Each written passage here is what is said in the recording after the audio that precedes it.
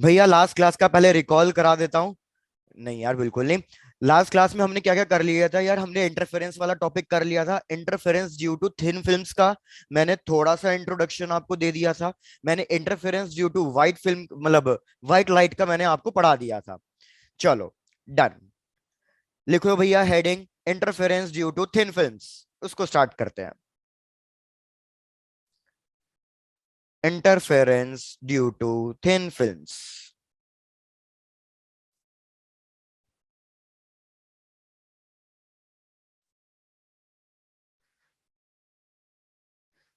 बिल्कुल तनिष्का, मैं तुम्हें तनिष्का ही बुलाता हूँ, तनिषा नहीं बुलाता, टेंशन मत लो। तनिषा भी है, तनिष्का भी है।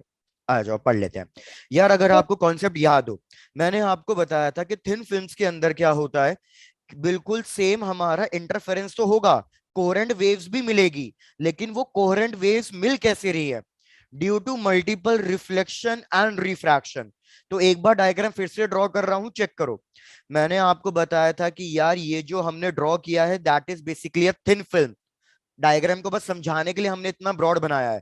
ये एक थिन फिल्म है जिसकी थिकनेस हमने ली है टी, यूजली माइक्रोमीटर्स वगैरह में होती है।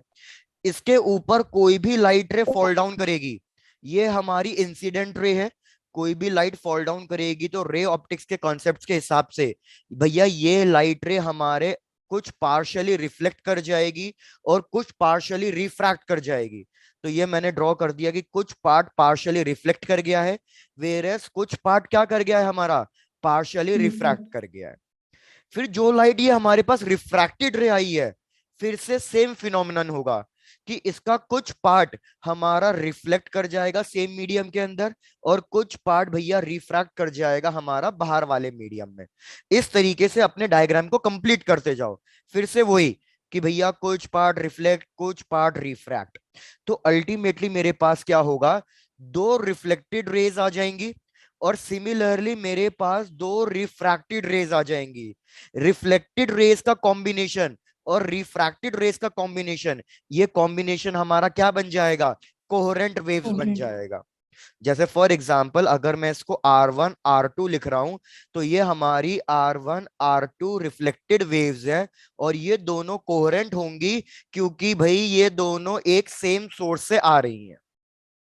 पहले अब मेरे को चेक करके बताओ कि डायग्राम में कोई डाउट तो नहीं है, कॉन्सेप्ट समझ में आ रहा है? Yes sir. बिल्कुल। ऋतिका बिल्कुल सही कहा कि this case is seen in case of soap bubbles या फिर ऑयल ड्रॉप्स ऑन वाटर। भैया थोड़े से एरो मार्क्स बना देता हूं ताकि डायग्राम थोड़ा सा और क्लियर हो जाए। सिमिलरली हमारे पास ये light rays I T1 and T2।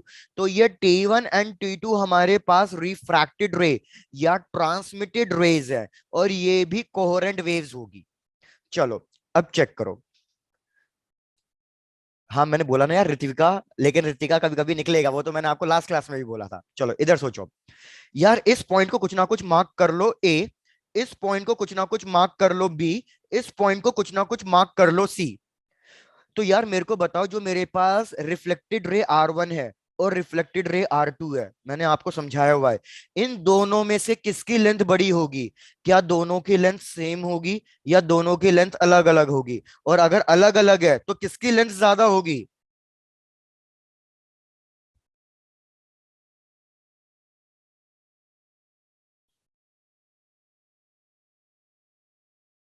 भाई जल्दी बताओ।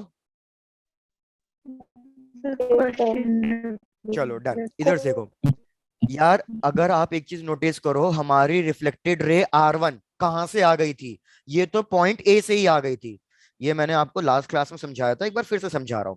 यार मेरे पास रिफ्लेक्टेड रे R1 तो यहीं के आ गई, in the first reflection itself. तो पॉइंट ए से मेरे पास रिफ्लेक्टेड रे R1 आ गई।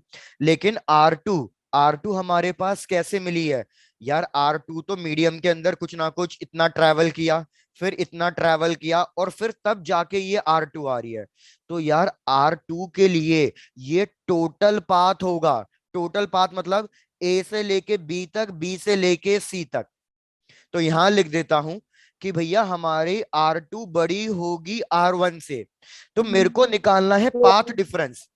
तो पाथ डिफरेंस हो जाएगा R2 माइनस R1।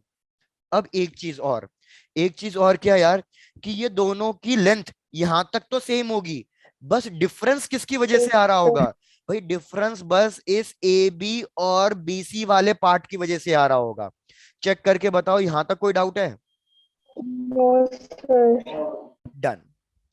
तो यार देखो हम क्या लिख सकते हैं, क्या मैं पाथ डिफरेंस को लिख सकता हूं कि भैया that is A B plus B C. Check करना, A B plus B C which is in medium minus, इसको कुछ ना कुछ नाम देना पड़ेगा, ए ई, इसको नाम दे देते हैं C D, minus A E which is in air. पहले यहां तक का चेक करके बताओ। प्रीवियस स्लाइड ये लो, प्रीवियस स्लाइड्स। भैया एक मिनट, पहले आप यहां तक नोट डाउन कर लो, फिर आगे बढ़ते हैं।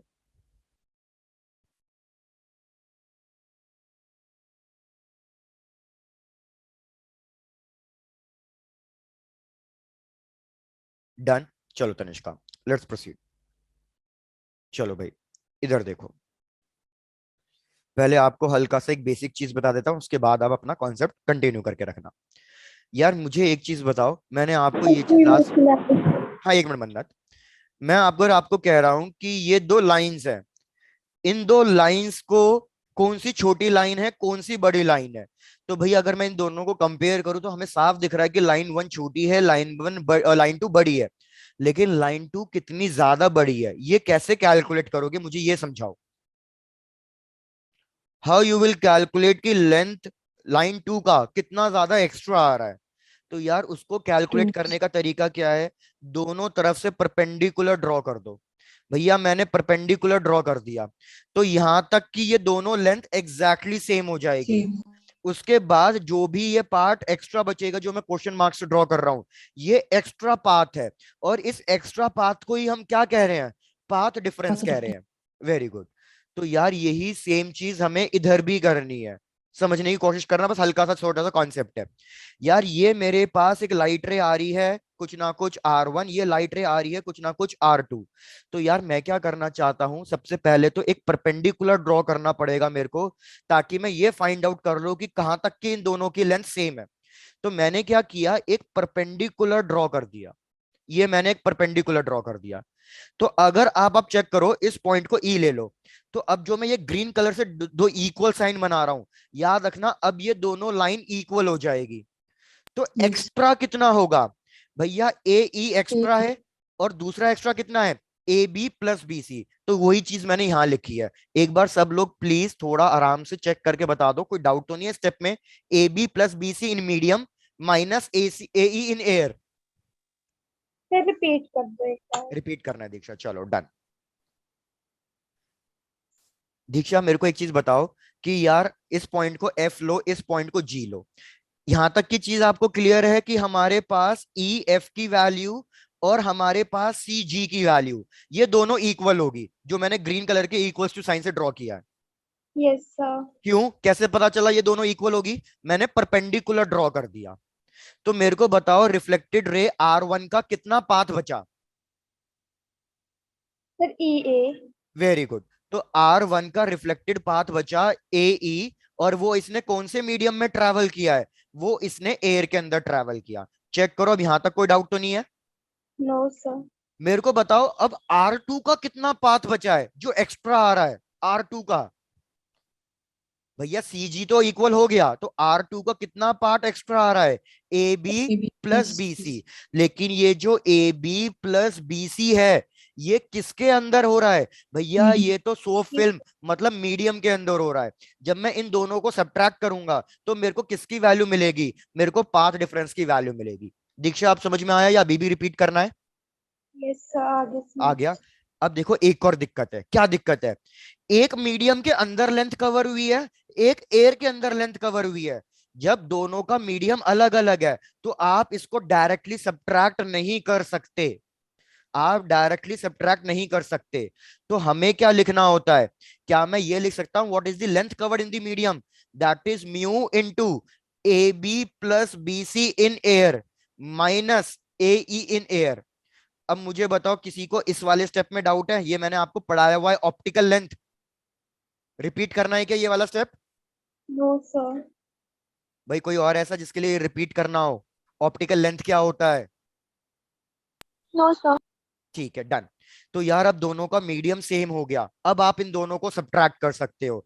तो यार याद रखो, इन दोनों को हम एक प्रॉपर ज्योमेट्री वगैरह से सॉल्व करेंगे, मतलब एंगल आर वगैरह निकालूंगा, सब कुछ करूंगा। आपको इसकी डेरिवेशन नहीं करनी है, आपको डायरेक्टली फॉर्मूला लिखना है। फॉर्मूला क्या होगा? 2 μ t cos r, बस ये फॉर्मूला आपको लिखना है। डायरेक्टली ये फॉर्मूला लिखो और यहां तक कंप्लीट करो, फिर मैं आपको कंडीशंस बताता हूं किस केस में डार्क फ्रिंजेस मिलेंगे, किस केस में ब्राइट फ्रिंजेस मिलेंगे। Yes, sir. डन। बस यार यहीं तक का पार्ट डिफिकल्ट था, अब सारे पार्ट बिल्कुल इजी है। Sir, done. डन, चलो आ जाओ भैया। अब यार इसके ऊपर स्टडी करी स्टोक्स लॉ ने। स्टोक्स लॉ ने क्या कहा कि जब हमारे पास दो लाइट रेज रिफ्लेक्शन या रिफ्रैक्शन के बाद कोहेरेंट वेव्स आ रही हैं, तो उनका path difference 2 μ t cos r तो होगा ही होगा, लेकिन प्लस, प्रतिभा प्रीवियस स्लाइड 1 मिनट अभी कर देता हूं, लेकिन प्लस एक एडिशनल λ/2 का पाथ डिफरेंस भी आएगा। पहले आप प्रीवियस स्लाइड नोट डाउन कर लो आराम से, फिर आपको आगे समझाता हूं। प्रतिभा जब कंप्लीट हो जाए तो प्लीज बता देना।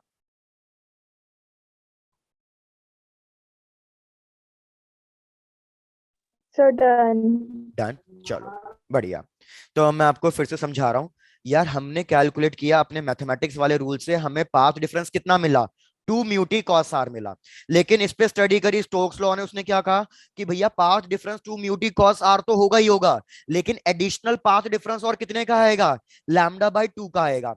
ये एडिशनल पाथ डिफरेंस उसने एक्सप्लेन किया कि ये λ/2 का क्यों आया है, क्योंकि उसने कहा कि भैया कुछ part of the light reflect कर गई है और कुछ पार्ट रिफ्रैक्ट कर गई है, तो दोनों अलग अलग फिनोमिनन एक साथ हो रहे हैं, तो इसलिए ये पाथ डिफरेंस एडिशनल आएगा λ/2 का।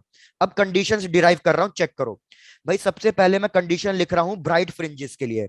मेरे को याद दिलाओ, ब्राइट फ्रिंजेस के लिए पाथ डिफरेंस कितना होना चाहिए था? कांस्टेंट और जीरो। वो तो फेज डिफरेंस है, कांस्टेंट या जीरो। पाथ डिफरेंस होना चाहिए n लैम्डा। याद दिला देता हूं, हमने जो प्रीवियस क्लासेस में किया है। फेज डिफरेंस होना चाहिए 2n पाई, हमेशा even multiple of pi. Whereas path difference क्या होना चाहिए? n lambda, integral multiple of lambda. तो वही चीज यहां लिख रहा हूं मैं।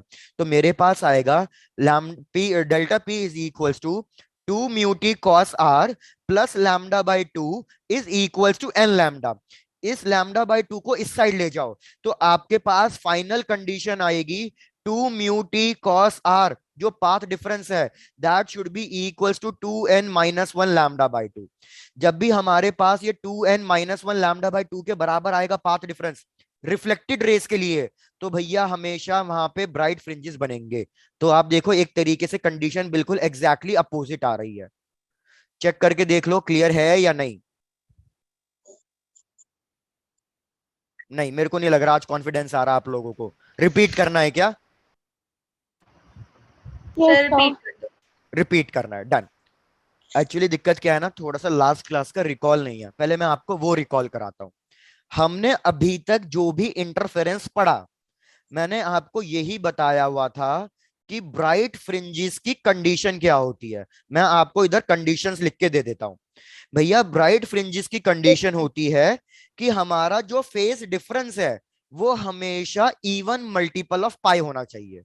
जैसे एग्जाम्पल, एन की वैल्यू 0 रखी तो 0 आया, एन की वैल्यू 1 रखी तो 2 पाई आया, फिर 4 पाई आया, इस तरीके से। तनिष्का 1 मिनट प्रीवियस स्लाइड भी शो करता हूं। और पाथ डिफरेंस क्या होना चाहिए? पाथ डिफरेंस एन लैम्डा के बराबर होना चाहिए। तो जैसे 0, 1 लैम्डा, 2 लैम्डा, 3 लैम्डा, इस तरीके से। वेरस डार्क फ्रिंजेस के लिए कंडीशन क्या थी? डार्क फ्रिंजेस के लिए अभी तक जो भी हमने इंटरफेरेंस पढ़ा था उसमें कंडीशन उल्टी थी कि भैया इसमें जो हमारा फेस डिफरेंस होना चाहिए वो ऑड मल्टीपल होना चाहिए, ऑड मल्टीपल ऑफ पाई। जैसे 1 पाई, 3 पाई, 5 पाई, इस तरीके से। और जो पाथ डिफरेंस होना चाहिए वो 2n-1 λ/2, मतलब ऑड मल्टीपल ऑफ λ/2 होना चाहिए। तो जैसे 1 λ/2, 2 ये फिर 3 λ/2, 5 λ/2। चेक करो ये सारी चीजें याद आई। यस। Yes, yes. लेकिन ये कब तक हो रहा था? ये तब तक हो रहा था जब तक हम थिन फिल्म्स की बात नहीं कर रहे थे। लेकिन अब हम बात कर रहे हैं थिन फिल्म्स की।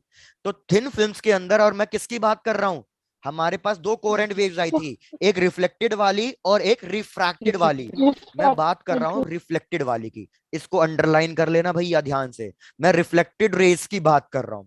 तो यार मैंने क्या करा, स्टोक्स लॉ ने जो कहा मैंने वही किया, 2 mu t cos r plus lambda by 2। उसने कहा भैया पाथ डिफरेंस हमेशा इतना आएगा। तो ब्राइट के लिए हमें इसको किससे इक्वेट करना था, एन लैम्डा से। लैम्डा। तो जब मैंने इसको एन लैम्डा से इक्वेट किया और लैम्डा बाई 2 को दूसरी साइड लेके गया, तो मेरे पास फॉर्मूला चेंज हो गया। मेरे पास फॉर्मूला क्या आया कि path difference 2 mu t cos r किसके बराबर होना चाहिए, odd multiple of multiple lambda of by 2। Limit. तो मतलब अभी तक हमने ये कंडीशन पढ़ी थी, अब ये कंडीशन एग्जैक्टली इंटरचेंज हो गई है। अब जो डार्क के लिए हुआ करती थी वो ब्राइट के लिए बन रही है। राइट के लिए। आई होप अब क्लियर हो गया होगा।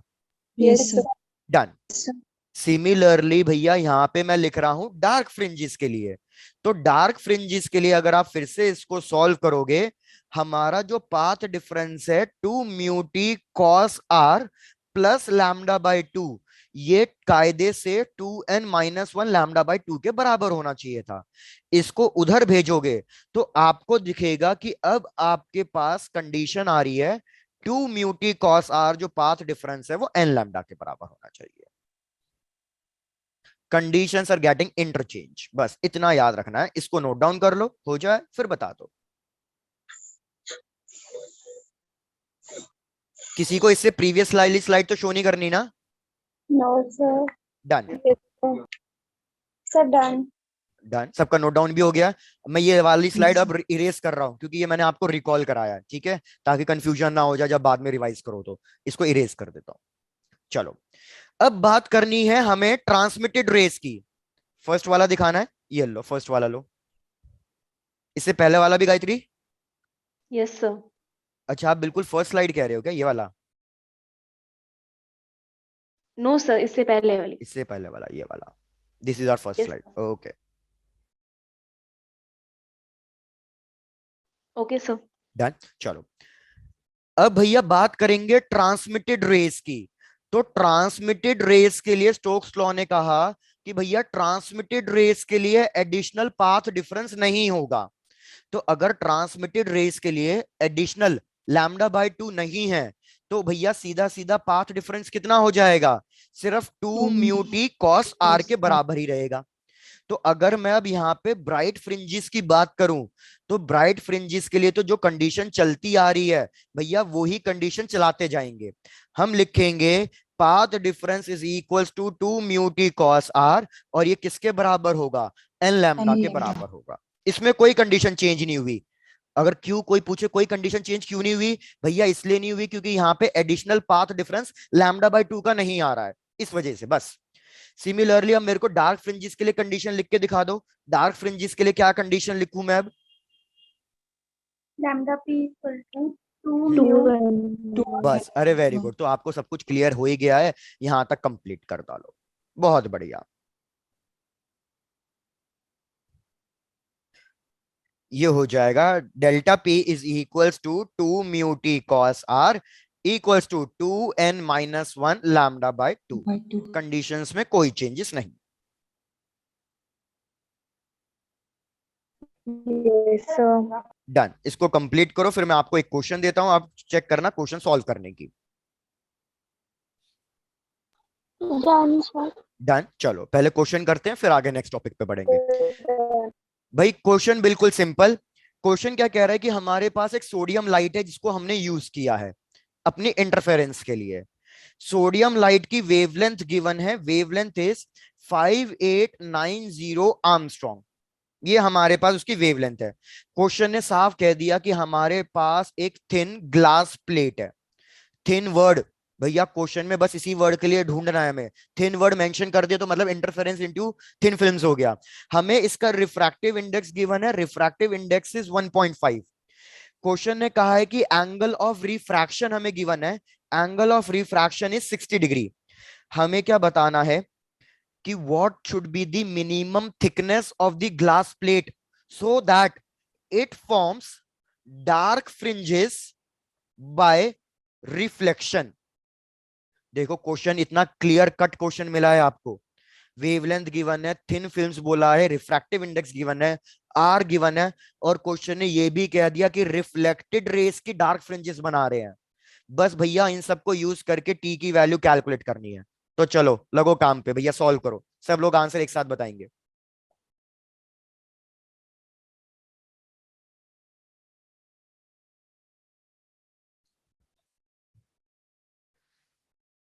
और तब तक हम कुछ बच्चों से बात करते हैं। चलो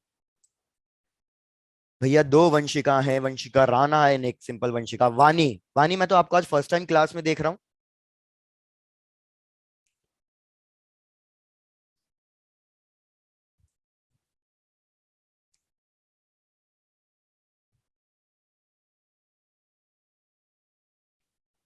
आकाश, हीरो, कोई डाउट है? No sir. ठीक है, डन। और भाई तुम्हें आज सबको मेरी वॉइस अलग क्यों सुनाई दे रही है? ये मेरे को ऋतिका ने कहा था कि भैया आज आपकी वॉइस सर अलग लग रही है। ऐसा क्या?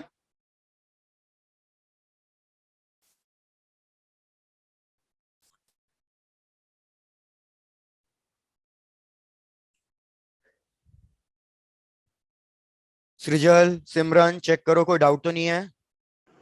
No sir. चलो डन। है ना, पहले जैसी है ना तनिष्का मैडम? ओके। तो यार अब आपको क्या करना है, मैं सिर्फ फॉर्मूला लिख रहा हूँ, कैलकुलेट तो आपको ही करना है। यार क्वेश्चन ने साफ कहा है रिफ्लेक्टेड रेज है, रिफ्लेक्टेड रेज भी है और ऊपर से डार्क फ्रिंजेस हैं। तो रिफ्लेक्टेड रेज के अंदर डार्क फ्रिंजेस की क्या कंडीशन थी? हल्का सा रिकॉल करो, अभी बताया जस्ट कि delta p 2 mu t cos r किसके बराबर होना चाहिए? N 2n। लैम्डा के बराबर होना चाहिए। अरे थैंक यू तनिष्का मैडम। तो यार सारी वैल्यूज आपको गिवन है, जो भी आपको चाहिए उसके हिसाब से कैलकुलेट कर डालो। और कुछ क्वेश्चन में इंफॉर्मेशन गिवन है भैया, और कुछ क्वेश्चन में इंफॉर्मेशन गिवन नहीं है। एन की वैल्यू, अगर कोई पूछे एन की वैल्यू कितनी लेनी है, एन की वैल्यू 1 ले लो। अ, तनिष्का आपका आंसर बिल्कुल ऑलमोस्ट बिल्कुल सही आ रहा है, बढ़िया। सृजल बिल्कुल सही। तो यार यहाँ पे लिखोगे 2 × रिफ्रैक्टिव इंडेक्स 1, टी की वैल्यू फाइंड करनी है cos 60 डिग्री। cos 60 डिग्री कितना होता है? हाफ। n 1 रख दो और ये लैम्डा। n 1 क्यों रखा? क्योंकि भैया हमें क्या चाहिए थी, मिनिमम थिकनेस चाहिए थी, तो n की वैल्यू मिनिमम 1 नहीं होगी। वेवलेंथ की वैल्यू हमें गिवन है, दैट इज 5890 आर्मस्ट्रॉन्ग। आज इसको आर्मस्ट्रॉन्ग में रहने दो, क्योंकि हम जो आंसर निकाल लेंगे वो भी आर्मस्ट्रॉन्ग में निकाल लेंगे।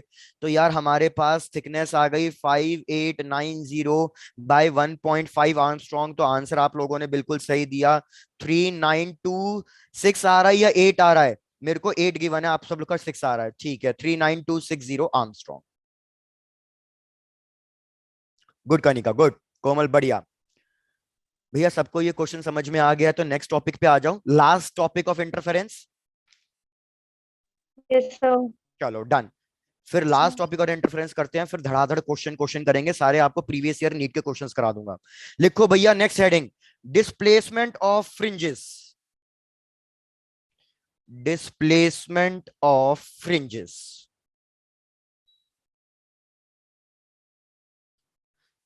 अरे तनिष्का मैडम, इसमें क्या मजा आता है? ये तो बिल्कुल सिंपल वैल्यूज सब्स्टिट्यूट करने का था। मजा तब आता है जब कुछ जिसमें दिमाग थोड़ा सा लगाना पड़े, कॉन्सेप्ट लगाना पड़े। चलो भाई आओ। यार क्वेश्चन की भावनाओं, जो कॉन्सेप्ट बता रहा हूं उसकी भावनाएं अब समझो। अभी तक हम क्या कर रहे थे भैया, ये हमारे पास स्लिट S1 है, ये हमारे पास स्लिट S2 है। मैंने कहा इन दोनों से एक लाइट रे ट्रैवल करती हुई आ रही है और सेंटर पे मर्ज कर रही है। तो जब ये दोनों लाइट रे सेंटर पे मर्ज कर रही है, तो इस केस में S1O और S2O दोनों की वैल्यू इक्वल होती है। दोनों की वैल्यू इक्वल होती है तो डेल्टा पी 0 आता है।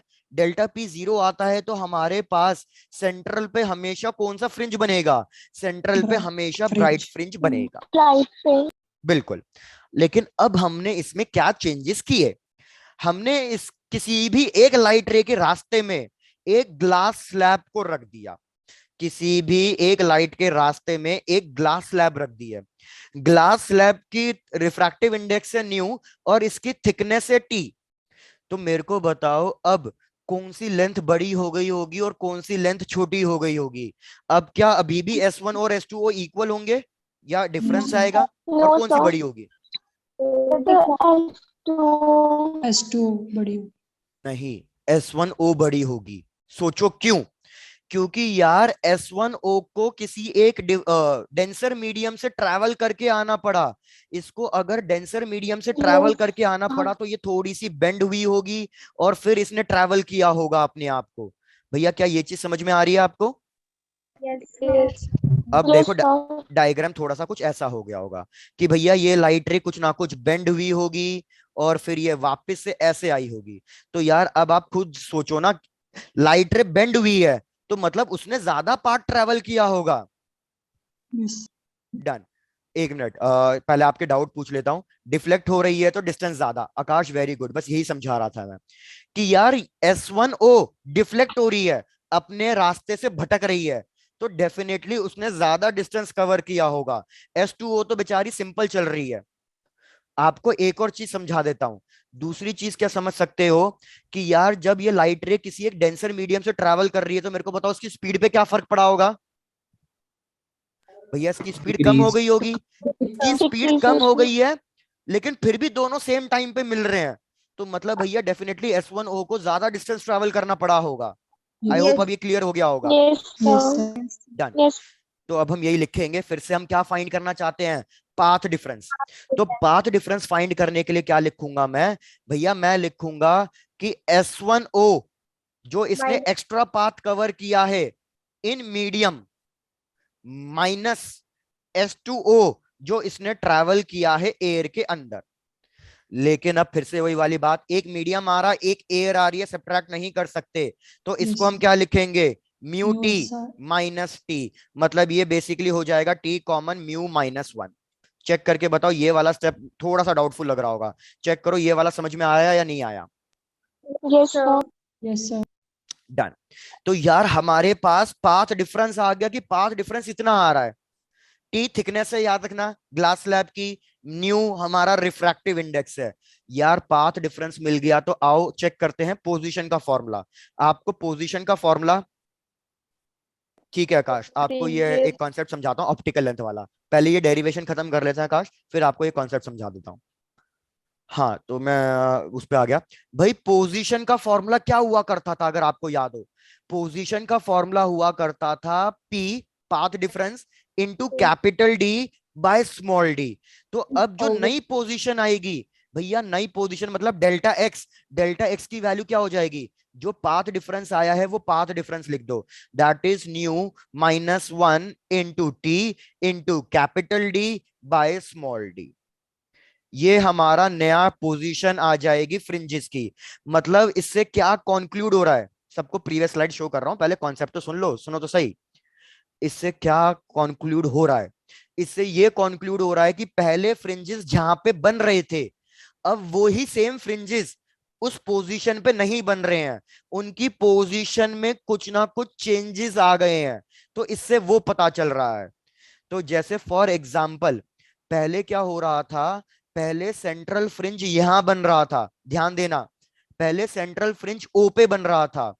अगर मैं ऊपर वाली लाइट रे के रास्ते में ग्लास स्लैब इंट्रोड्यूस कर रहा हूं, तो हमारी भैया ये सेंट्रल फ्रिंज शिफ्ट हो जाएगी, और ये सेंट्रल फ्रिंज उसी डायरेक्शन में शिफ्ट होगी जिस तरफ आपने ग्लास स्लैब इंट्रोड्यूस करी है।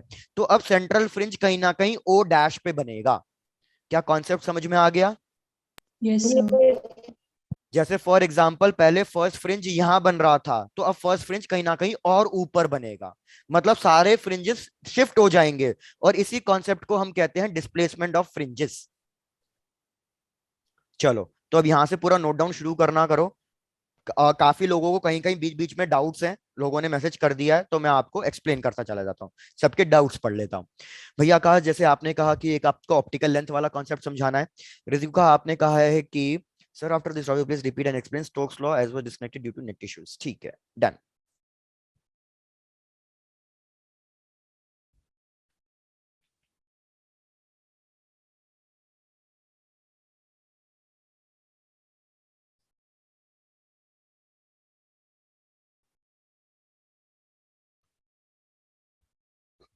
प्रतिभा ये लास्ट वाला टॉपिक रिपीट करना है, डन। भाई सबको डाउट है, काफी लोगों को डाउट है, तो एक बार मैं रिपीट कर रहा हूं, आपको फिर से नोट करने का टाइम दूंगा, आप प्लीज थोड़ा सा चेक कर लो। सबसे पहले आप सब लोग कॉन्सेप्ट समझो ऑप्टिकल लेंथ का, कि what is the concept of optical length. भाई ऑप्टिकल लेंथ क्या कह रहा है कि सपोज ये मेरे पास कोई एक मीडियम है, इस मीडियम के अंदर, इस मीडियम के अंदर कोई ये लाइट रे है जो ट्रैवल कर रही है, ठीक है। इस मीडियम का रिफ्रैक्टिव इंडेक्स न्यू है, ये टी है। तो मेरे को बताओ अभी मीडियम के अंदर लाइट रे ने कितनी लेंथ ट्रैवल करी है, यहां पे लिखते जाओ। What is the length travelled by the light रे इन मीडियम।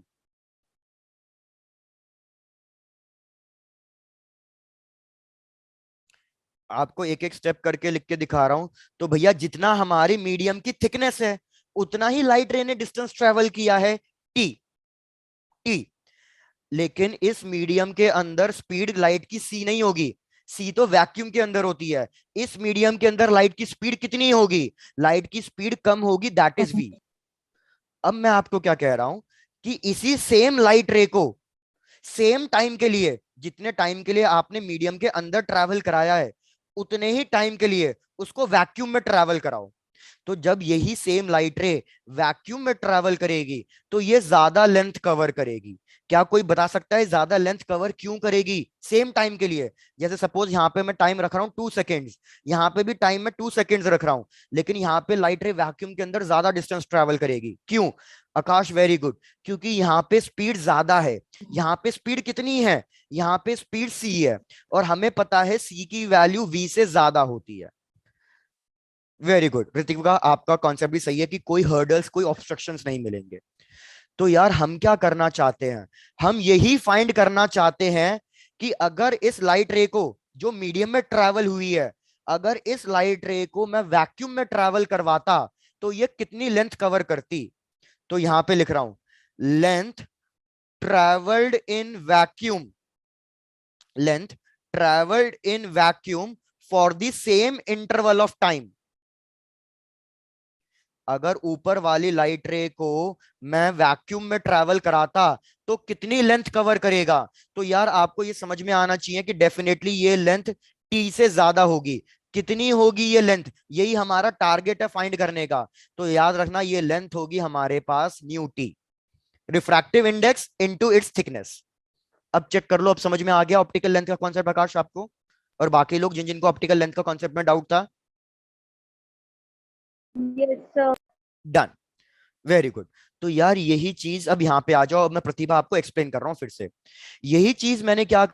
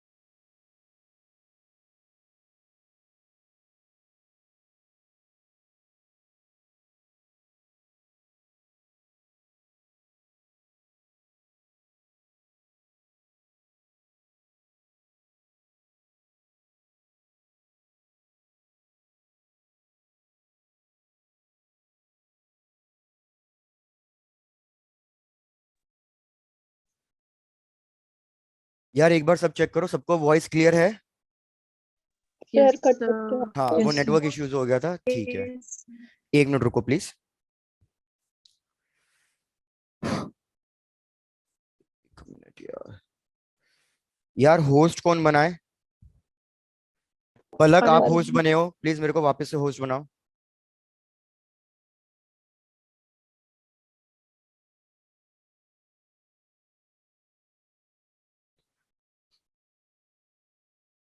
पलक हो वहां पे या नहीं? ऋतिका मेरी ऑडियो आ रही होगी, वीडियो नहीं आ रहा होगा। एक मिनट रुको, मैं होस्ट बनूंगा तब ऑन करूंगा, तभी स्क्रीन शेयर हो पाएगी। विदाउट होस्ट मैं स्क्रीन भी नहीं शेयर कर सकता। पलक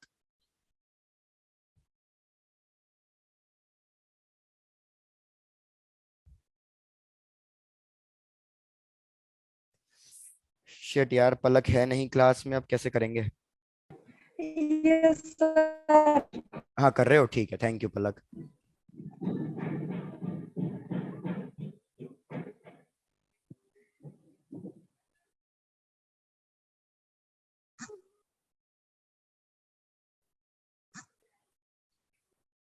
पलक एक बार बता देता हूँ कैसे होस्ट बनाओगे। मेरे नाम के आगे मोर लिखा आ रहा होगा, उस पे जाके ऑप्शन आ जाएगा मेक होस्ट, जब मेरे नाम के आगे क्लिक करोगे यस तो। सर। ठीक है, थैंक यू यार पलक। चलो भाई, सब लोग चेक कर लो, सबको फिर से स्क्रीन दिखाई दे रही है? Yes, sir. चलो डन। Yes sir. डन। तो अब मैं फिर से रिपीट कर देता हूं एक बार सारी चीजें, आप लोग चेक करना कि आपको क्लियर है या नहीं। मेरे को एक बार बता दो, जो मैंने ये एक्सप्लेन किया था ऑप्टिकल लेंथ, यहां तक पूरा समझ में आ गया था या इसमें कोई पॉइंट स्किप हो गया था? ये पूरा पॉइंट क्लियर था, डन। Yes, sir. चलो बढ़िया। अरे आकाश इधर आ जाओ।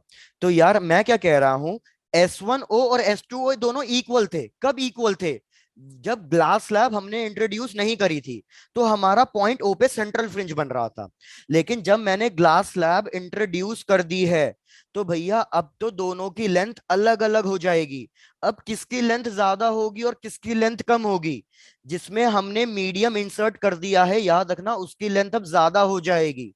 तो S1O ज्यादा है कंपेयर टू S2O, तो इसको दोनों को सब्ट्रैक्ट करना है मेरे को। लेकिन दिक्कत क्या है, S1O ने जो एक्स्ट्रा लेंथ कवर करी है वो मीडियम के अंदर करी है, S2O तो अभी भी एयर में ट्रैवल कर रही थी। तो हमें कैसे फाइंड करना था इसको एयर के अंदर कन्वर्ट करने के लिए? ऑप्टिकल लेंथ न्यूटी, ये इसकी वैक्यूम में कन्वर्ट हो गई लेंथ, और ये भी किसके अंदर है? ये भी वैक्यूम के अंदर है। चेक कर लो, अब कॉन्सेप्ट क्लियर हो गया पूरा? Yes, sir. Yes sir. हमारे पास पाथ डिफरेंस आ गया। तो पाथ डिफरेंस आ गया तो हमारे पास पोजीशन का फॉर्मूला होता है P D divided by small D. भैया आपको जिस जिसकी पोजीशन चाहिए होगी उसके अकॉर्डिंग पाथ डिफरेंस रख देना होता है। तो यार हमने पाथ डिफरेंस की वैल्यू रख दी μ-1 t d/small d। तो इससे हमें क्या इंफॉर्मेशन पता चली कि अब हमारा जो फ्रिंजेस है वो अपनी पहले पोजीशंस पे नहीं बनेंगे, वो कहीं ना कहीं अपनी पोजीशंस चेंज कर लेंगे। और कहाँ चेंज करेंगे? डेल्टा एक्स की वैल्यू एक्स से ज्यादा आ रही है, अगर आप नोटिस करो। तो इससे पता चला कि डेल्टा एक्स मतलब जहां पे हमने मीडियम रखा है, ये ऊपर की तरफ फ्रिंजेस शिफ्ट हो जाएंगी। जैसे एग्जाम्पल, एग्जाम्पल क्या है कि सपोज ये बन रहा था आपका सेंट्रल फ्रिंज, ये बन रहा था आपका फर्स्ट फ्रिंज, और ये बन रहा है आपका सेकंड फ्रिंज। यहां पे लिख देता हूं, ये सेंट्रल फ्रिंज, ये फर्स्ट था और ये सेकंड था। तो यार अब क्या हो जाएगा, सेंटर और ऊपर बनेगा, फर्स्ट कहीं और ऊपर बनेगा, सेकंड कहीं और ऊपर बनेगा, शिफ्ट सारे ऊपर की तरफ हो जाएंगे। अब एक बार चेक कर लो ये कॉन्सेप्ट क्लियर हुआ या नहीं? Sir Yes, sir. क्लियर है। क्लियर है, डन। तो भैया पूरा नोट डाउन हो जाए बता देना, फिर बस एक आधा क्वेश्चन करके इस टॉपिक को खत्म करते हैं। बढ़िया आकाश। सर इससे पिछली वाली स्लाइड दिखाना। पीछे वाली ये लो।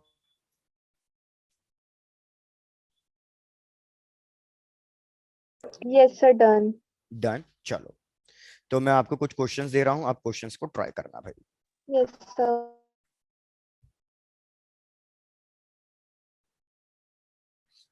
अच्छा, मेरे को लगा आकाश तुम मजे ले रहे हो, पता नहीं क्या लिख रहे हो। ऋतिका आपको स्टोक्स लॉ समझाना है, वो बिल्कुल अभी समझाऊंगा, टेंशन मत लो। अभी इसको कोई काम नहीं है, तो अभी बस 2 मिनट के लिए उसको होल्ड पे रखो, एक बार वो कर लेते हैं। चलो क्वेश्चन, भैया क्वेश्चन बिल्कुल अब मैं आपको प्रीवियस ईयर नीट्स के मतलब और एम्स के क्वेश्चन करा रहा हूं, तो भैया ध्यान देना। पहला क्वेश्चन क्या कह रहा है कि यार हमारे पास यहाँ पे एक स्लिट है, ये स्लिट S1, नीचे स्लिट S2 है, यहां से एक लाइट रे आ रही है, यहां से एक लाइट रे आ रही है, और ये स्क्रीन है जिसपे ये फ्रिंजेस बन रहे हैं। लेकिन हमने क्या कर दिया, पहले वाले इसके बीच में एक स्लिट, एक स्लैब इंट्रोड्यूस कर दी है। इस स्लैब की कुछ इंफॉर्मेशन गिवन है? नहीं भैया, इस स्लैब की कोई इंफॉर्मेशन गिवन नहीं है। आपको बताना है कौन सा ऑप्शन करेक्ट है। फर्स्ट ऑप्शन कि फ्रिंजेस विल नॉट अपीयर, कि भैया अब कोई फ्रिंजेस नहीं बनेंगे। Second option, fringe width, fringe width will decrease. Third option, fringe width will increase. Last option, there will be no change in the fringe width. चलो check करो। याद रखो, मैं इधर पोजीशंस के बारे में नहीं पूछा है, मैंने फ्रिंज विड्थ के बारे में पूछा है। तो भैया फ्रिंज विड्थ के बारे में सोच के बताना।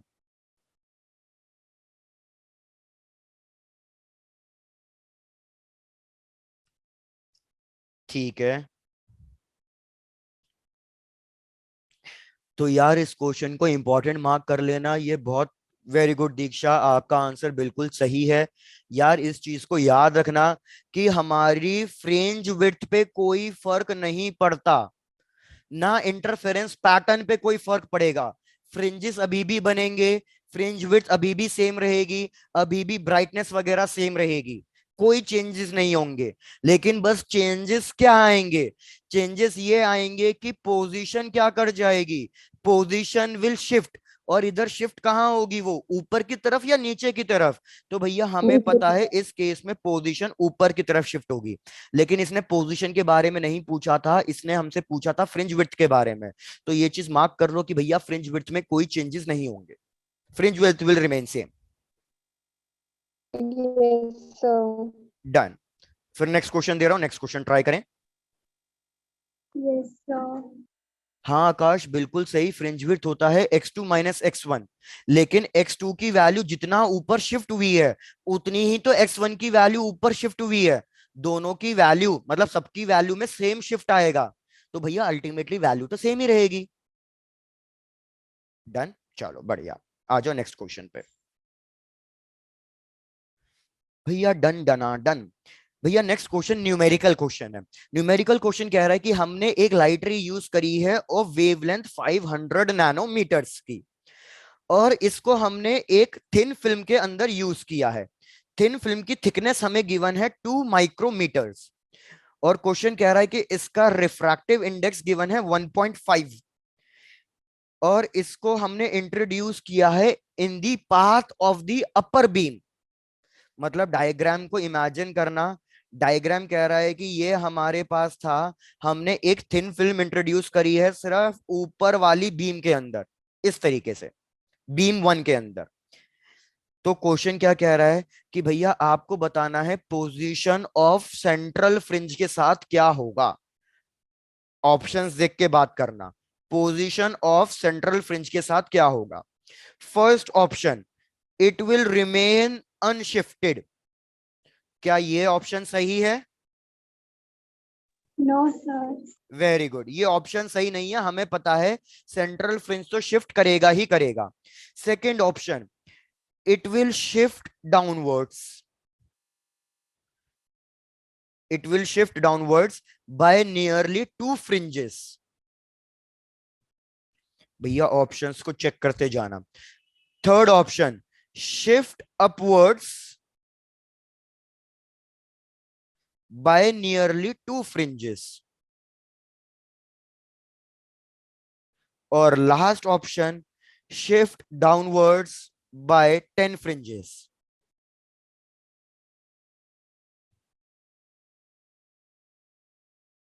चलो भाई सब लोग फटाफट बताते जाओ क्या आंसर है। भाई वेरी गुड, हमें पता है डाउनवर्ड शिफ्ट नहीं करेगी, तो हमें क्या मतलब है कि नियरली 2 फ्रिंजेस या क्या करेक्ट Upward. ऑप्शन हो जाएगा भैया, इट विल शिफ्ट अपवर्ड्स। बस कैलकुलेशन करके कुछ शो करना ही नहीं है।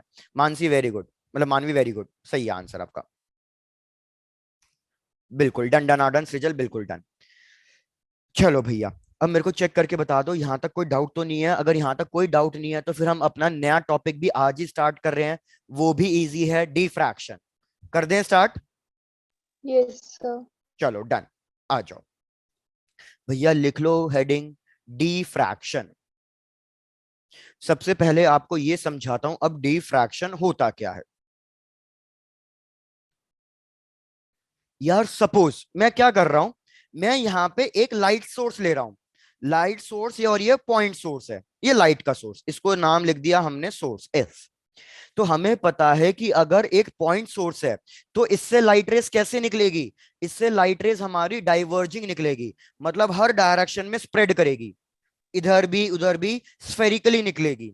जैसे मैंने आपको वेव फ्रंट्स पढ़ाए थे, ये इस तरीके से स्फेरिकल निकलेगी। मैंने क्या कर दिया, इस पॉइंट सोर्स के आगे मैंने एक कार्डबोर्ड रख दिया, कार्डबोर्ड, और कार्डबोर्ड में छोटा सा होल कर दिया है। तो आपको बताना है कि अगर मैं कार्डबोर्ड में छोटा सा होल कर रहा हूं, ये कार्डबोर्ड की जो छोटी सी ओपनिंग है ये हमारा स्लिट की तरह एक्ट करेगी। तो अगर मैं कार्डबोर्ड में छोटा सा होल कर रहा हूं तो आपको बताना है स्क्रीन के ऊपर मेरे को कितना ब्राइट रीजन देखने को मिलेगा। तो भैया डायग्राम को एनालाइज करो, इससे लाइट रे हर डायरेक्शन में निकल रही होगी, लेकिन सिर्फ वो ही लाइट रे स्क्रीन तक पहुंच पाएगी जो इस स्लिट्स के अंदर से बाहर निकल रही है। बाकी लाइट रे सब क्या हो जाएगी, कोई भी स्क्रीन तक नहीं पहुंच पाएगी। चेक करो, आपको ये वाला डायग्राम समझ में आ रहा है? Yes, Yes, sir. sir. Done. तो इस केस में क्या होगा, इस केस में जो ये वाला रीजन है भैया, ये वाला रीजन तो बनेगा ब्राइट रीजन, लेकिन बाकी इसके ऊपर और नीचे ये वाला रीजन और ये वाला रीजन ये क्या बनेगा, ये डार्क रीजन बनेगा, जिसको हम Dark. कहेंगे ज्योमेट्रिकल शैडो रीजन, या तो आप इसको डार्क रीजन ही कह लो। हमें लगा था ऐसा होता है, लेकिन यार हमने प्रैक्टिकल लाइफ में क्या देखा। यार क्या मेरी साउंड ब्रेक हो रही है या सबको क्लियरली सुनाई दे रही है? So clear है. क्लियर है? Yes. डन। तो एक बार रिपीट कर रहा हूं, मैंने क्या कहा, प्रतिभा आपका नेटवर्क इशू होगा। मैंने कहा थ्योरेटिकली हमें क्या लगा, थ्योरेटिकली हमें यही लगा कि यार लाइट रे स्ट्रेट लाइन में ट्रैवल करती है, तो जितनी ओपनिंग होगी उसके हिसाब से लाइट रे को ट्रैवल कराऊंगा तो मेरे को पता चल जाएगा कि स्क्रीन पे कितना ब्राइट रीजन बनेगा और कितना डार्क रीजन बनेगा। लेकिन हमने जब प्रैक्टिकली नोटिस किया तो हमने क्या देखा कि भैया लाइट रे एक्चुअल में इस कॉर्नर से, इस एजिस से बेंड कर रही है, और लाइट रे बेंड करके कुछ ना कुछ हल्का सा ऊपर जा रही है। सिमिलरली वो इस एजिस से बेंड कर रही है और लाइट रे हल्का सा नीचे शैडो रीजन में एंटर कर रही है। तो जब लाइट रे किसी भी ओपनिंग के एजिस से, शार्प एजिस से बेंड करे और वो एक्स्ट्रा रीजन ट्रैवल कर दे, तो इस फिनोमिनन को हम क्या कहते हैं, इस फिनोमिनन को हम कहते हैं डिफ्रैक्शन। तो Diffraction. डिफ्रैक्शन की डेफिनेशन क्या है, डिफ्रैक्शन की डेफिनेशन है bending of light rays from the sharp edges from the small opening. ये एक एग्जांपल समझाया है अभी, पहले इसको समझ लो, नोट डाउन बाद में करना, पहले दूसरा एग्जांपल भी समझाऊंगा। चेक करके बताओ इसमें कोई डाउट तो नहीं है? No, sir. Done. No, sir. दूसरी चीज, यार दूसरी चीज मैंने क्या करा, फिर से एक लाइट सोर्स लिया और अब की बार ये मैंने कार्डबोर्ड रखा, ऊपर नीचे सब ओपन है और ये स्क्रीन है। तो अब की बार अगर मैं फिर से नोटिस करूं तो मुझे क्या दिखेगा कि भैया इस व्हाइट लाइन के ऊपर और इस व्हाइट लाइन के नीचे, यहाँ पे और यहाँ पे, अब मेरे को मिलेगा ब्राइट, Right. लेकिन बीच में जो ग्रीन कलर से ड्रॉ कर रहा हूं, बीच में मेरे को कौन सा रीजन मिलना चाहिए, बीच Dark. में मेरे को डार्क रीजन Dark मिलना region. चाहिए। Dark region. Very good. लेकिन हमने फिर से क्या नोटिस किया कि ये जो शार्प एजेस हैं, यहां से लाइट रे बेंड हुई और हमें थोड़ा सा एक्स्ट्रा ब्राइट रीजन मिला और डार्क रीजन हमें कम मिला। तो अगेन इधर लाइट रे, हाँ Ritivika, this process take place in torches also. Condition क्या है, शार्प एजेस होने चाहिए। मैं आपको एक्सप्लेन करता हूं कि आप घर में इसको कैसे चेक कर सकते हो, आप घर में ट्राई कर सकते हो इसे। तो ये जो बेंडिंग ऑफ लाइट रे है फ्रॉम दी शार्प एजेस या वेरी नैरो ओपनिंग, इसको डिफ्रैक्शन कहते हैं। तो इस डायग्राम को नोट डाउन कर लो, डिफ्रैक्शन की पहले डेफिनेशन लिखो, फिर मैं आपको डे टू डे इसके प्रैक्टिकल एग्जांपल्स और बताता हूं जहां पे आप इसको घर पे ट्राई कर सकते हो। तो याद रखना diffraction is also bending of light रे, लेकिन इधर मीडियम चेंज नहीं हो रहा है, bending of light ray around the sharp edges, around the sharp edges or narrow opening.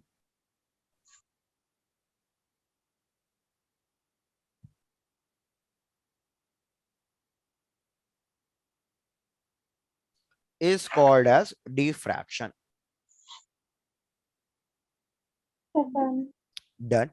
अब मैं आपको बताता हूं प्रैक्टिकली आप इसको कहां नोटिस कर सकते हो। यार आप क्या करना, शेविंग ब्लेड लेना। सपोज ये आपने एक शेविंग ब्लेड लिया, ये अगर आपने एक शेविंग ब्लेड लिया है, इस तरीके से आपको समझाने की कोशिश करता हूं कि, रुको डायग्राम को थोड़ा सा चेंज करता हूं, रुको। ये आपका एक तरीके का शेविंग ब्लेड है जिसको आपने इस तरीके से रखा हुआ है। जैसे ये मेरा नोटपैड है, इसको आप शेविंग ब्लेड मानना। कोई लाइट रे इस तरीके से ट्रैवल करती हुई आ रही है, तो अगर कोई लाइट रे स्ट्रेट ट्रैवल करती हुई आ रही है कुछ इस तरीके से कि ये एक लाइट रे है, ये एक लाइट रे है, और इसके बीच में मैंने एक शेविंग ब्लेड रख दिया है, तो यार आपके हिसाब से क्या होना चाहिए था? थ्योरेटिकली हमें तो यही लगेगा ना कि लाइट रे भैया स्ट्रेट लाइन में ट्रैवल करती है तो ये सीधा एज इट इज पास कर जानी चाहिए थी, और ये वाली लाइट रे भी सीधा एज इट इज पास कर जानी चाहिए थी। लेकिन आप प्रैक्टिकल लाइफ में क्या नोटिस करोगे कि ये लाइट रे यहाँ शार्प एजिस से बेंड करती है, और हमें ये लाइट रे अब कुछ इस तरीके से मिलती है। तो ये light ray sharp edges of the blade से बेंड हुई है, बस इसी चीज को हम क्या कह रहे हैं? डिफ्रैक्शन कह रहे हैं। डन। अब पहले मेरे को चेक करके बताओ यहां तक क्लियर है, तो मैं आपको इसकी एक और चीज समझाना चाहता हूं अभी। Yes. डन। So, चलो अब एक और चीज समझो। भाई सपोज आपने क्या किया, आपके पास घर में है ट्यूबलाइट, तो ये मैंने ड्रॉ कर दी है कि भैया ये है ट्यूबलाइट जो पूरे ब्राइट है पूरी, ठीक है। फिर मैंने क्या किया, मैंने दो शेविंग ब्लेड्स लिए और दो शेविंग ब्लेड्स को मैंने ज्वाइन कर दिया है। अगर आप दो शेविंग ब्लेड्स को ज्वाइन करोगे तो भैया उन दोनों के एजेस शार्प होंगे, तो उनके बीच में कुछ ना कुछ हल्का सा गैप रह जाएगा। इस तरीके से आपको शेविंग ब्लेड्स को ज्वाइन करना है ताकि बीच में बहुत ही माइन्यूट गैप रहे। चेक करो पहले यहां तक की एक्टिविटी समझ में आ रही है? Yes. Yes. अब आपको क्या करना है, जो ये थोड़ा सा नैरो ओपनिंग आया है, इस नैरो ओपनिंग से, जैसे इन मेरी फिंगर्स को नैरो ओपनिंग समझो, इस नैरो ओपनिंग से आपको ट्यूबलाइट को देखना है। तो जब आप इस नैरो ओपनिंग से ट्यूबलाइट को देखोगे तो देखो आपके पास क्या होगा, आपके पास कुछ ना कुछ इस टाइप का पैटर्न मिलेगा जो मैं ड्रॉ कर रहा हूं। भैया बीच में मिलेगा आपको एक ब्राइट फ्रिंज, ब्राइट, फिर गैप आएगा, फिर से आपको मिलेगा ब्राइट, फिर गैप आएगा, फिर से आपको मिलेगा ब्राइट, फिर गैप आएगा। इस तरीके के आपके पास फिर से फ्रिंजेस बनते चले जाएंगे। तो ये जो फ्रिंजेस बन रहे हैं, तो ये हमारा क्या कहलाएगा? ये हमारा कहलाएगा डिफ्रैक्शन पैटर्न। अब अगर मैं आपसे पूछूं कि ये भैया फ्रिंजेस क्यों बन रहे हैं, तो फ्रिंजेस इसलिए बन रहे हैं क्योंकि लाइट रे हमारी बेंड कर रही थी, तो जब ये दोनों लाइट रे सुपरपोज करेगी तो ये दोनों लाइट रेस हमारे पास कोहेरेंट वेव्स बन जाएंगी, तो ये फिर से हमारे पास फ्रिंजेस पैटर्न बनाएंगी। क्या चीजें क्लियर हुई हैं? Yes. So, yes. लेकिन अगर आप एक फ्रिंजेस पैटर्न में ध्यान दो, मैंने फ्रिंजेस पैटर्न कैसा बनाया है भैया, अगर आपने ध्यान दिया हो, मैंने सेंट्रल वाले को सबसे ज्यादा ब्रॉड बनाया है। उसके Yes. बाद आप अगर नोटिस करो, मैंने जो ब्रॉडनेस है, जो थिकनेस है, लेंथ, वो मैंने रिड्यूस करते चले गया हूं। तो यही डिफरेंस है सबसे बड़ा डिफ्रैक्शन और इंटरफेरेंस के अंदर। याद रखना सबसे बड़ा डिफरेंस क्या है इंटरफेरेंस और डिफ्रैक्शन के अंदर, यहां लिख देता हूं। इंटरफेरेंस के अंदर भैया हमारी फ्रिंज विड्थ सबकी सेम होती है, सबकी। ऊपर से जो इंटेंसिटी है, जितने भी ब्राइट फ्रिंज बन रहे हैं और जितने भी डार्क फ्रिंज बन रहे हैं, सबकी इंटेंसिटी भी सेम होगी। ऐसा नहीं है कि कोई कम ब्राइट है, कोई ज्यादा ब्राइट है, कोई कम डार्क है, कोई ज्यादा डार्क है, कोई कम है, कोई छोटा है, ऐसा नहीं होगा। वेरएस डिफ्रैक्शन के लिए सबसे बड़ा डिफरेंस क्या है कि भैया सबकी विड्थ अलग अलग होती है, फ्रिंज विड्थ डिफरेंट होती है, और सेंट्रल वाले की फ्रिंज जो है वो मैक्सिमम होती है। कितनी होती है? 2 बीटा, ट्वाइस ऑफ अदर। दूसरी चीज, इधर इंटेंसिटी कीप ऑन रिड्यूसिंग, मतलब सबसे सेंटर वाला सबसे ज्यादा ब्राइट बनेगा, फिर वो उसकी ब्राइटनेस और कम, फिर इसकी ब्राइटनेस और कम, फिर इसकी ब्राइटनेस और कम, ये ब्राइटनेस रिड्यूस होती हुई चली जाएगी। इसके लिए हमें चाहिए भैया 2 स्लिट्स, लेकिन डिफ्रैक्शन के लिए हमें 2 स्लिट्स नहीं चाहिए, हमें चाहिए एक सिंगल स्लिट। चेक कर लो अब ये डिफरेंस समझ में आए हैं अभी तक या नहीं आए? Yes, sir. डन। यहां तक नोट डाउन करो, फिर डिफ्रैक्शन का एक्सपेरिमेंट सेटअप पढ़ेंगे, और फिर उसके लिए भी कंडीशंस डिराइव करेंगे कि कब ब्राइट फ्रिंज मिलेगा, कब डार्क फ्रिंज मिलेगा। Okay, sir. Done। और मैं देख रहा हूँ काफी बच्चे भाग रहे हैं, जैसे ही 8 से थोड़ा सा ऊपर बचता है बच्चे भागने लग जाते हैं, या तो कुछ ज्यादा ही भूखे होते हैं या कुछ ज्यादा ही थके हुए होते हैं।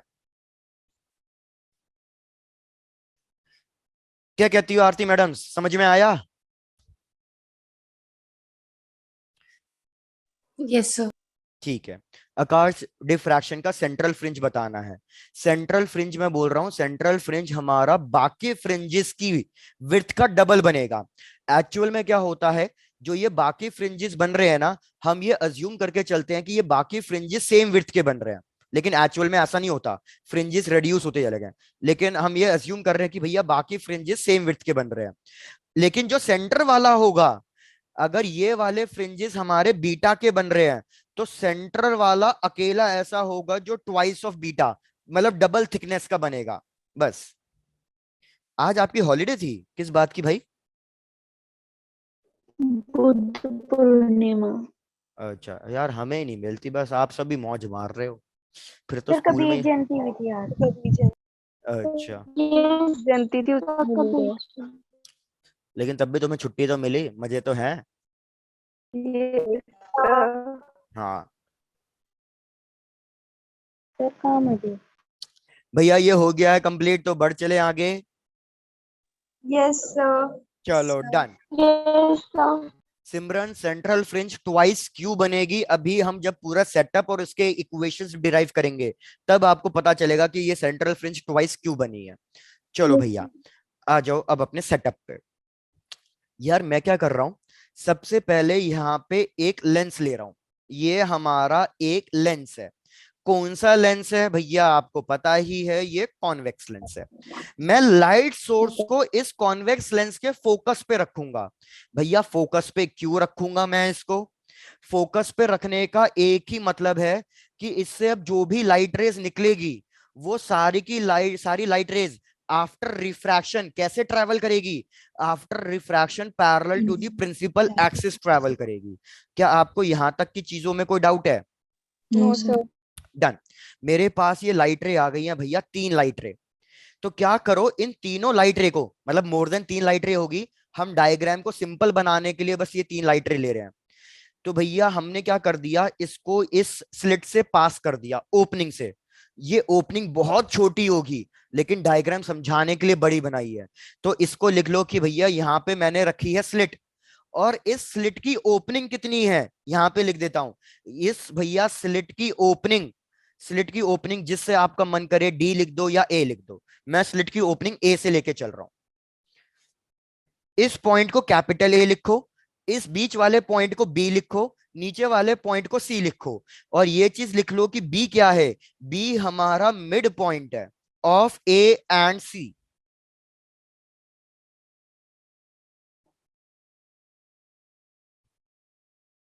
भैया अब मैं एक्सप्लेन करना चालू करूं?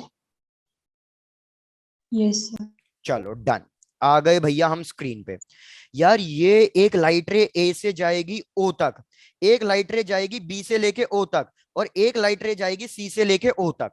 भैया बीच वाली लाइट रे को तो छोड़ दो, पहले मेरे को बताओ ये ए ओ और सी ओ, क्या ये दोनों की लेंथ इक्वल होगी या अलग अलग होगी?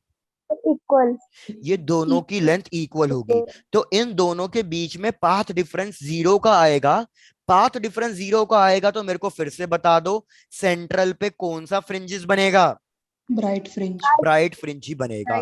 तो चाहे भैया इंटरफेरेंस हो, चाहे डिफ्रैक्शन हो, चाहे स्लैब इंट्रोड्यूस करी हो या ना करी हो, सेंटर पे तो हमेशा ब्राइट ही बनेगा, इसको कोई कुछ नहीं कर सकता। भैया यहां तक अपना डायग्राम कंप्लीट करें, फिर नेक्स्ट स्लाइड पे आता हूं, नेक्स्ट स्लाइड पे फिर से डायग्राम ड्रॉ करता हूं। Sir, done. डन। आ जाओ भैया। बस अब बहुत छोटी सी बात है, इसको समझ लेना तो डिफ्रैक्शन खत्म। बहुत सिंपल सी चीज है। अब सपोज मैं स्क्रीन पे कोई एक पॉइंट ले रहा हूं, पॉइंट पी। यहां से एक लाइट रे आई, पॉइंट पी पे गई। बी से एक लाइट रे आई, पॉइंट पी पे गई। भैया सी से एक लाइट रे आई, पॉइंट पी पे गई। यार मेरे को किसके बीच में पाथ डिफरेंस कैलकुलेट करना है? मेरे को एपी और सीपी के बीच में पाथ डिफरेंस कैलकुलेट करना है। तो एपी और सीपी के बीच में अगर पाथ डिफरेंस कैलकुलेट करने के लिए पूछूं तो सबसे पहले बताओ कौन सी लेंथ बड़ी होगी, एपी या CP? CP. Very good. CP. CP length AP से बड़ी है, तो मेरे को अगर पाथ डिफरेंस निकालना है तो मेरे को करना पड़ेगा CP minus AP.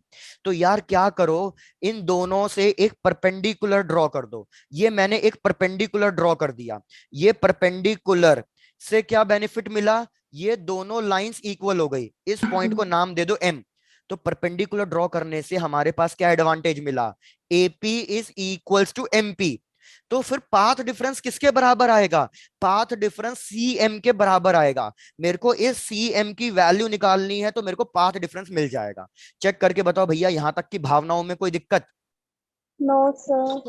No, sir. बढ़िया। अब भैया अगर आप नोटिस करो, आपके पास एक राइट एंगल ट्राइंगल आ चुका है। Yes, right sir. Angle triangle मैं ड्रॉ करके दिखा रहा हूं इधर। राइट एंगल ट्राइंगल में क्या है? ये ए है, ये पॉइंट एम है जहां पे 90 डिग्री का एंगल बन रहा है, और ये पॉइंट ए सी है। ए सी की लेंथ अभी मैंने बताई थी, कितनी लिखूंगा मैं ए सी की लेंथ? स्मॉल ए से। तो No, हाइपोटेन्यूज की वैल्यू ए हो गई। मेरे को किसकी लेंथ फाइंड करनी है? मेरे को लेंथ फाइंड करनी है सीएम की। तो मेरे को बताओ how I will calculate the value of CM? So, Pythagoras theorem use करूंगा तो मेरे को एसी के सिवा किसी और साइड की वैल्यू नहीं पता, तो हम यूज करेंगे trigonometric ratio, sine theta. sir. Sine theta का फॉर्मूला, वेरी गुड दीक्षा, साइन थीटा का फॉर्मूला परपेंडिकुलर अपॉन हाइपोटेन्यूस। इधर परपेंडिकुलर सीएम है और हाइपोटेन्यूस क्या है? एसी। तो भैया AC. हमारे पास सीएम की वैल्यू आएगी एसी साइन थीटा, और एसी की वैल्यू कितनी है? ए साइन थीटा। तो यहाँ पे भैया जो पाथ डिफरेंस हम इतनी देर से कैलकुलेट करने की कोशिश कर रहे हैं, पाथ डिफरेंस लिख डालो कि पाथ डिफरेंस एसी ए साइन थीटा आ रहा है। अब कुछ नहीं करूंगा, इसको जो कंडीशंस हमें पता है, एन लैम्डा या 2n माइनस 1 लैम्डा बाई 2, उससे इक्वेट करके चेक करूंगा बस कि हमारे पास ब्राइट फ्रिंज बनेगा या डार्क फ्रिंज बनेगा। यहां तक कंप्लीट कर लो। अब एक इंटरेस्टिंग कॉन्सेप्ट। क्या? Done, sir. Done, very good. भाई बाकी सबका भी हो गया? Sir, done. ठीक है, चलो बस अब 2 मिनट और दे दो मेरे को। ये नेक्स्ट कॉन्सेप्ट है, लास्ट मतलब इसी के अंदर का है, आपको अब सब क्लियर हो जाएगा।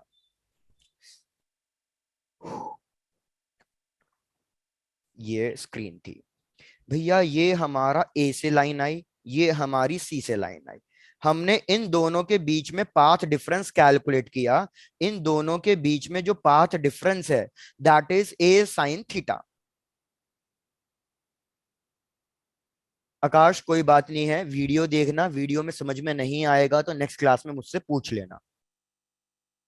चलो भैया अज्यूम कर लो, अज्यूम, ध्यान देना अब जो मैं पूछ रहा हूं बहुत बहुत इंपॉर्टेंट कॉन्सेप्ट है। अज्यूम भैया, मैंने अज्यूम किया कि जो ये ए साइन थीटा है वो एन लैम्डा के बराबर है, एन लैम्डा के बराबर। ठीक है, तो आप मेरे को बताओ कि भैया ये क्या आया था? ये था हमारा सीपी माइनस एपी के लिए। तो मेरे को आप बताओ, जो अगर मैं मिड पॉइंट ले रहा हूं, तो अगर कोई भी एक लाइट रे आई बीपी माइनस एपी, तो मेरे को बताओ इन दोनों के बीच में पाथ डिफरेंस कितना आएगा?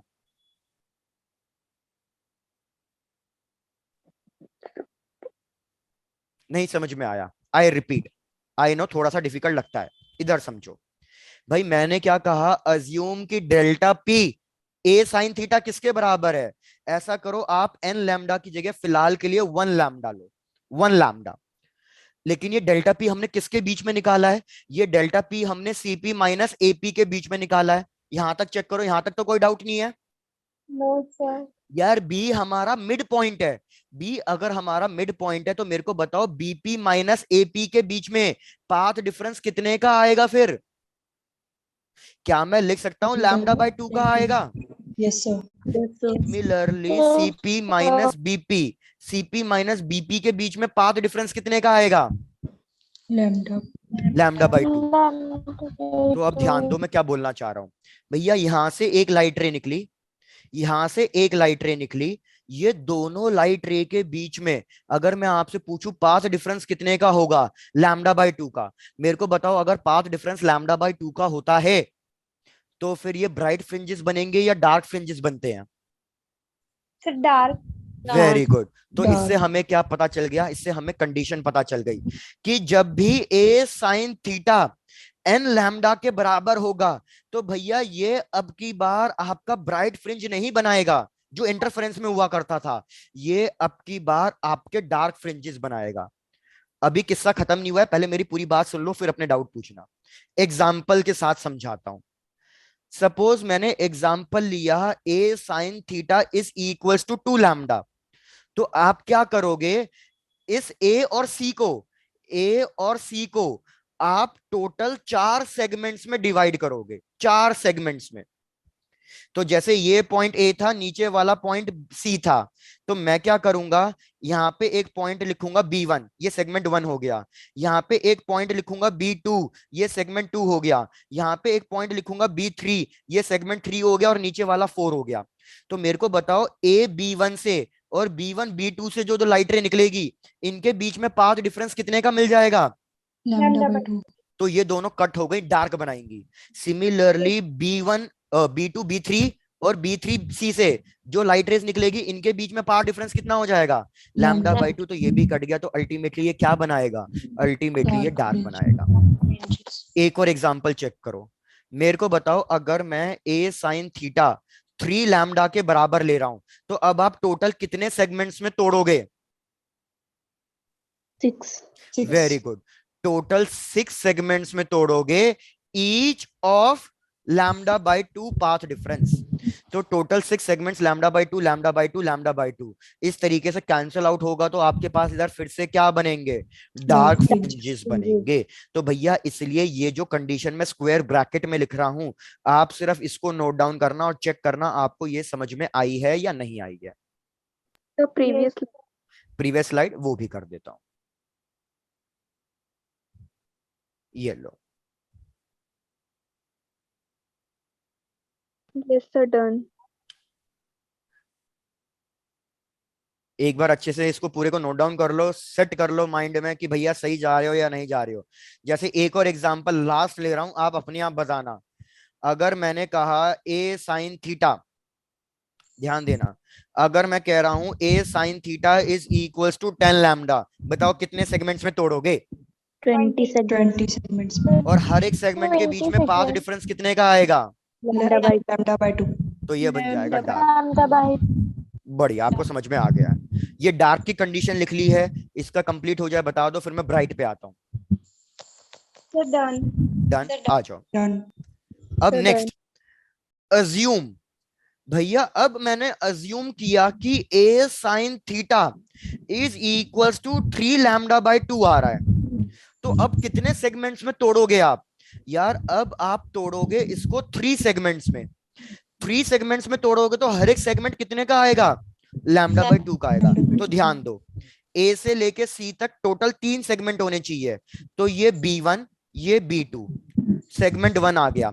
तो जब भैया सेगमेंट 1 से एक लाइट रे निकल रही है, सेगमेंट 2 से एक लाइट रे निकल रही है, तो इनके बीच में पाथ डिफरेंस कितने का होगा? Lambda by 2. तो भैया ये दोनों तो कट हो जाएंगे, ये दोनों बनाएंगे डार्क, लेकिन एक अकेला फंस गया, इसको कैंसिल करने वाला कोई नहीं है, तो ये क्या बनाएगा? Bright bright fringe. बनाएगा। तो अगर मैं आपसे पूछूं 3 लैम्डा बाय 2, तो मतलब ये 3 सेगमेंट बनाएगा, जिसमें से 2 सेगमेंट क्या कर रहे हैं? 2 Hence. सेगमेंट डार्क बना रहे हैं, और एक अकेला सेगमेंट क्या कर रहा है? Bright fringe. ब्राइट बना रहा है। सिमिलरली दूसरे एग्जांपल से आपको अब सारी कहानी समझ में आ जाएगी। सपोज अब मैंने a sine theta is equals to 5 lambda by 2 लिया, तो मेरे को बताओ कितने सेगमेंट्स में तोड़ोगे? 5. भाई वेरी गुड। आप इसको तोड़ोगे 5 सेगमेंट्स में, तो 5 सेगमेंट्स में अगर आपने तोड़ दिया तो मेरे को बताओ कितने सेगमेंट्स डार्क बनाएंगे और कितना सेगमेंट ब्राइट बनाएगा। सर 4 डार्क बनाएंगे। 4 डार्क बनाएंगे ना, क्योंकि lambda by Yes. Two lambda by two lambda by two lambda by two cut गया। एक अकेला सेगमेंट क्या बचेगा, ब्राइट। ब्राइट बचेगा। बढ़िया। तो यार अब एक चीज नोटिस करो, पहले ब्राइट बनाने वाले 2 सेगमेंट थे, अब ब्राइट बनाने वाले 4 सेगमेंट है, सॉरी डार्क बनाने वाले। तो डार्कनेस इंक्रीज होती जाएगी, मतलब ब्राइटनेस रिड्यूस होती जाएगी या सेम रहेगी। Sir increase. भैया डार्कनेस इंक्रीज होगी, ब्राइटनेस रिड्यूस होगी। ब्राइटनेस रिड्यूस होती चली जाएगी क्योंकि डार्क बनाने वाले टर्म बढ़ते जा रहे हैं। तो यही चीज मैंने आपको यहाँ पे एक्सप्लेन करी थी, यहाँ पे, कि भैया इंटेंसिटी क्या होती चली जाती है, इंटेंसिटी कीप ऑन रिड्यूसिंग। तो अब ये समझ लेना कि इंटेंसिटी कीप ऑन रिड्यूसिंग क्यों होगी। तो जैसे एक लास्ट एग्जांपल पूछ रहा हूं मैं आपसे, इसका बता देना कि अगर ए साइन थीटा मैं ले रहा हूं 9 लैम्डा बाई 2, तो बताओ कितने सेगमेंट्स, कितने डार्क बनाएंगे कितने ब्राइट बनाएंगे। Sir 8 segment dark. एक, वेरी गुड। 9 सेगमेंट्स बनेंगे जिसमें से एक सेगमेंट्स क्या करेंगे, डार्क और 1 ब्राइट। और एक क्या बनाएगा, डार्क बनाएगा, ब्राइट बनाएगा। Sorry bright. भाई, किसी के माइक से बहुत डिस्टरबेंस आ रही है, इसलिए मेरा भी फ्लो थोड़ा ऐसा हो रहा है। हाँ अब ठीक है, चलो बहुत बढ़िया। तो यार आप जनरल फॉर्मूला आप क्या लिखोगे कि जब भी ए साइन थीटा मतलब पाथ डिफरेंस जब भी हमारा 2n-1 लैम्डा बाय 2 के बराबर आएगा, तो भैया अब की बार ये डार्क नहीं, अब की बार ये ब्राइट बनाएगा। इंटरफेरेंस के कंडीशन अपोजिट चल रही है। भैया डिफ्रैक्शन आपका ऑलमोस्ट 90% खत्म, सिर्फ मेरे को फ्रिंज विड्थ और एक दो चीजें और बतानी है, डिफ्रैक्शन आपका खत्म। और मोस्ट प्रोबेबली नेक्स्ट क्लास में ये पूरा चैप्टर भी खत्म हो जाएगा। आज के लिए इतना ही है, चेक करो कोई डाउट तो नहीं है। No sir. बढ़िया। No sir. अब देखो भैया, ये नेक्स्ट क्लास तक चीजें भूल मत जाना। वैसे मोस्ट प्रोबेबली मेरे को लग रहा है मेरी क्लास कल ही होगी, लेकिन फिर भी ये इसको भूल मत जाना। चलो तो भैया आप सब भाग सकते हैं जैसे सबको भागना है। टाटास, bye bye, take care, thank you so much. और अब एक डाउट Thank you, जिसका आया है वो बता देता हूँ। Sir okay, thank you so much.